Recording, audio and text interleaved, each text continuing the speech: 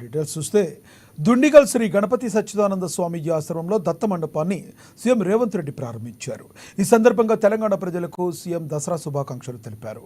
మైసూరులో జరగాల్సిన దసరా నవరాత్రి ఉత్సవాలను స్వామీజీ ఇక్కడ నిర్వహించడం ఎంతో సంతోషంగా ఉందన్నారు. ఇది తెలంగాణకు శుభ సూచకమని సీఎం రేవంత్ రెడ్డి వివరించారు.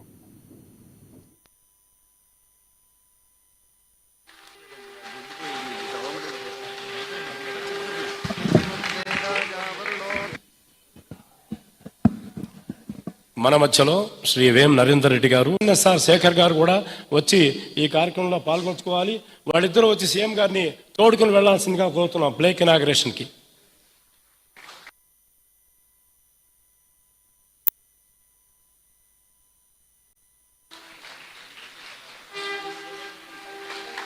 గణపతి సచ్చిదానంద స్వామి నూతన ప్రార్థనా మందిరాన్ని ఈ రోజు మనం ప్రారంభించుకొని ఈ రాష్ట్రము దేశము ప్రజలు సుఖశాంతులతో ఉండాలి, పాడి పంటలతో వర్ధిల్లాలి.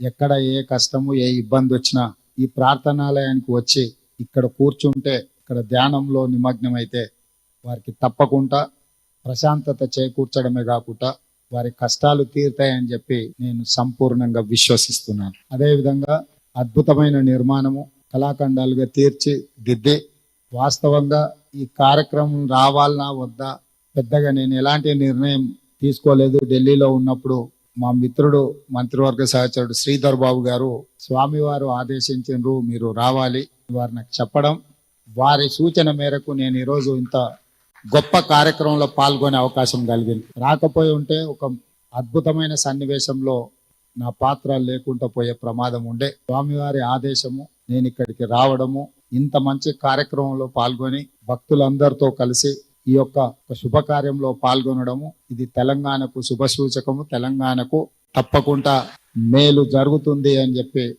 మా ప్రభుత్వం భావిస్తుంది. ఏ రాష్ట్రంలో అయితే ప్రశాంతమైన వాతావరణము సాంప్రదాయాలను కాపాడుతామో, సాంప్రదాయాలను భవిష్యత్ తరాలకు అందించే వాళ్లకు గౌరవం